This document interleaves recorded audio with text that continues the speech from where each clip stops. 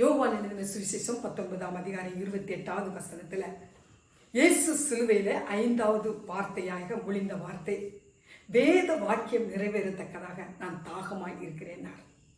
இயேசு சிலுவையில பேசின 5வது வார்த்தை, நான் தாகமாய் இருக்கிறேன். அவருடைய சிருஷ்டிப்பிலே 5வது நாள் சிருஷ்டிக்கப்பட்டது என்னன்னா, தண்ணீர உள்ள ஜீவன்களையும் பறவைகளையும் அவர் நினைச்சதாரா சிருஷ்டித்தார்.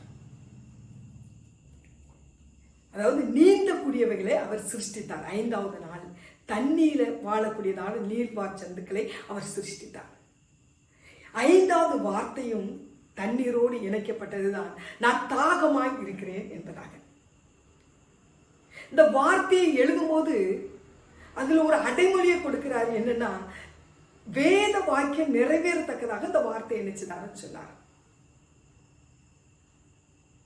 ஏற்கனவே நான் சொல்லியிருக்கிறேன், இயேசு எந்த வார்த்தையுமே எந்த செயலுமே ஏதோ சும்மா செய்வோம்னு செய்யவே இல்லை, சும்மா பேசுவோம்னு அவர் பேசவே இல்லை.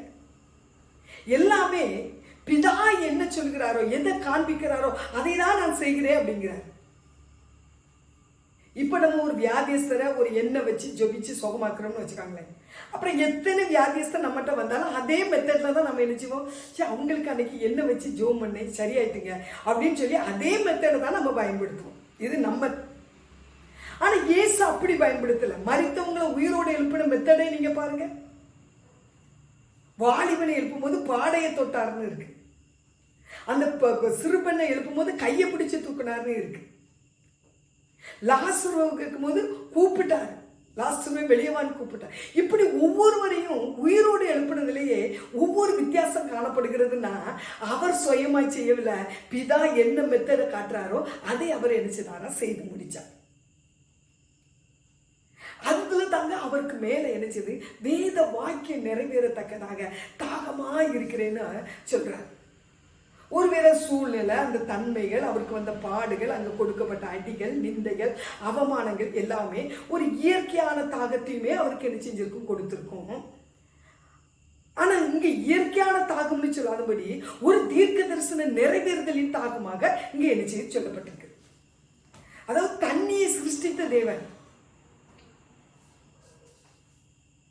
செங்கடலை 2ஆ பிளக்கிறதுக்கு அதிகாரம் கொடுத்தவர், யோர்தானை பின்னிட்டு திரும்பதற்காக அதிகாரத்தை அவர் என்ன கொடுத்தவர், கற்பாறையிலிருந்து தண்ணீரை உண்டாக்குனவர், எலியாவுக்கு வானத்தை அடைக்கவும் திறக்கவும் அதிகாரம் கொடுத்தவர், சமாரியா ஸ்திரீ தண்ணிக்கு அவளிடத்துல தண்ணி கேட்கும் போது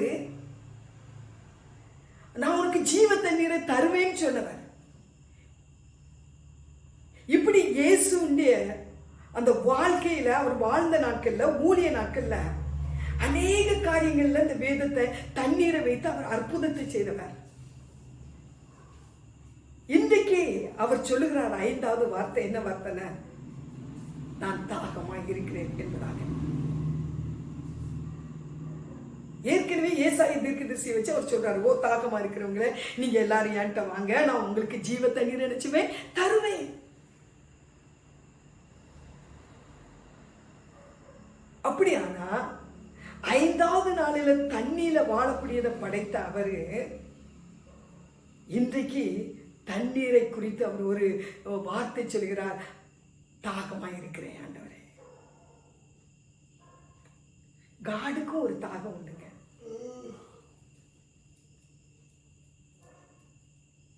அவர் கொடுக்கிற தாகம், அவர் கொடுக்கிற தண்ணி எல்லாமே அது திரும்ப நமக்கு துக்கத்தை தராது. அதை தான் அந்த சமாரிய ஸ்திரீ கிட்ட அவர் சம்பாஷிக்கிறார். ஒதுக்கப்பட்டவா, அவமானப்பட்டவா, மத்தியானத்துல தண்ணி எடுக்க வர்றா, மனிதர்களுக்கு மத்தியில் தன்னுடைய முகத்தை காட்ட முடியாத அந்த மகளுக்கு போய் தண்ணியை குறித்து அவர் எழுச்சுறார், பேசுறார். அவ ஏதோ ஒரு தண்ணியை குறித்து பேசுறா, இது யாக்கோபின் கிணறுலா, இது ஆழமுல்லா, எப்படி தருவீர், எப்படியெல்லாம் ஆண்டவர் இயேசு கிட்ட என்ன செய்றார், பேசுறார். அப்போ அவர் ஒரு வார்த்தை சொல்றாரு, நீ குடிக்கிற தண்ணீர் மீண்டும் தாகத்தை உண்டாக்கும், நான் கொடுக்கிற தண்ணீர் உனக்கு தாகமே என்ன செய்யாது வராதுங்கும் போது அவன் அந்த அந்த ஜீவ தண்ணீரை வாஞ்சிக்கிறான். எனக்கு அந்த ஜீவ தண்ணீர் வேணும்னு அவர்கிட்ட என்ன செய்யற கேட்கிறான். அவ வேணும்னு கேட்ட நேரத்துல அவளுக்கு கொடுக்க அவர் ஆயத்தமாயிட்டாருங்க.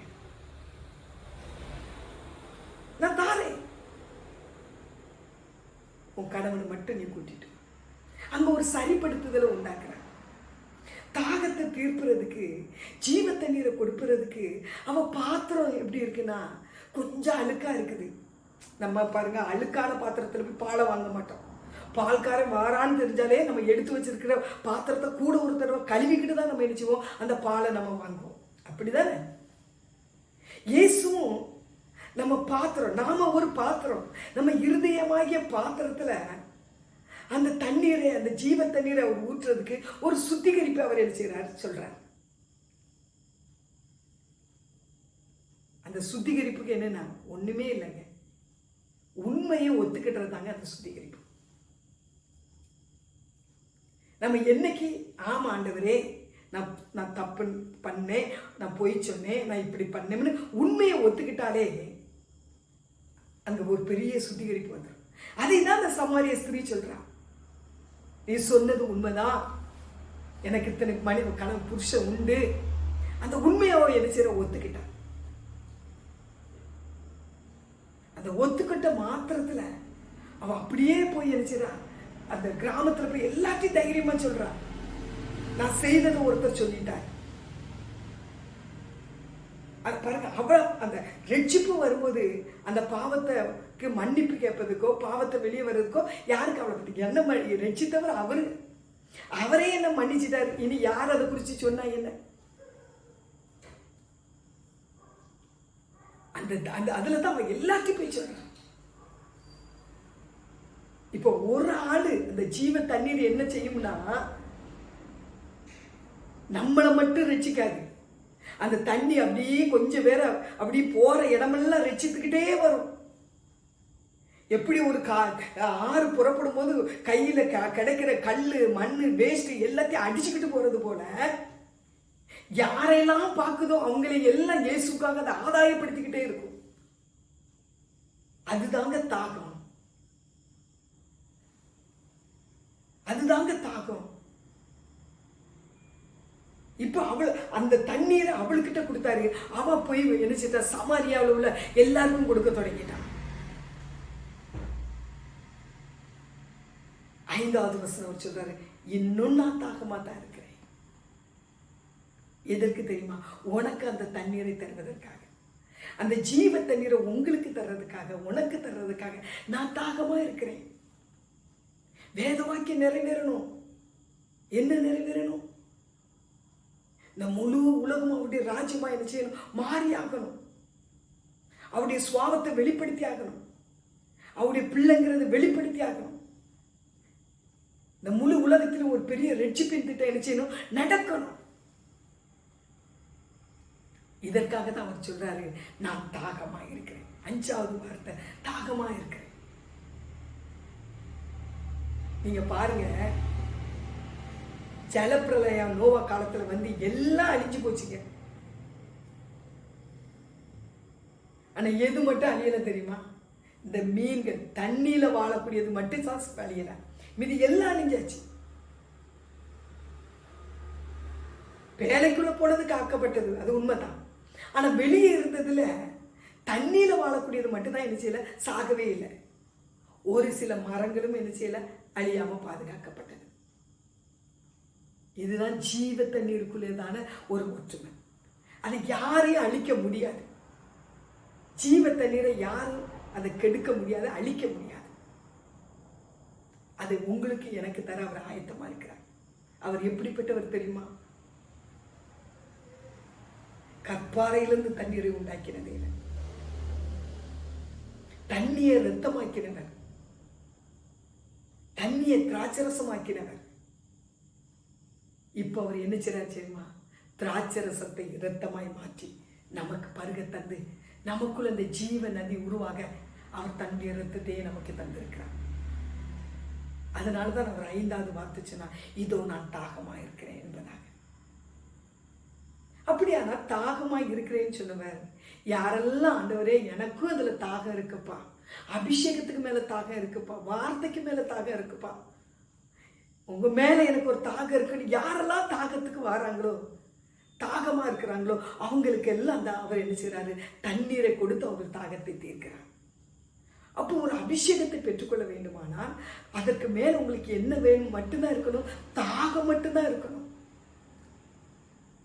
இயேசுதாமே உங்க தாகத்தை இந்த நாட்கள்ல தீர்ப்பார். எதையெல்லாம் தாகமாய் அவர் மேல அவர்கிட்ட கேட்க நீங்க வாஞ்சிட்டு இருக்கீங்களோ அந்த தாகத்தை எல்லாம் இந்த நாட்கள்ல உங்களுக்கு அவர் தீர்த்து தருவார். ஏனென்றால் தாகமாய் இருக்கிறேன்னு சொன்னவருக்கு தான் அந்த தாகத்தினுடைய அருமை என்ன செய்யும் தெரியும். இந்த நாட்களில் உங்களுடைய தாகம் எதுவாக இருந்தாலும் அவற்றை சொல்ல பழகுங்க, கேட்க பழகுங்க. அந்த தாகத்தை எல்லாம் அவர் உங்கள் வாழ்க்கையில் நினைச்சுவார், தீர்த்து உங்களுடைய தாகத்தை அவர் தணிப்பார். அந்த தேவன் உங்களுக்கு எப்பொழுதுமே தாகத்தை தணிக்கிற ஒரு நல்ல தேவனாகவே காணப்படுறார். கர்த்தர் உங்களை ஆசீர்வதிப்பாராக. ஆமென்.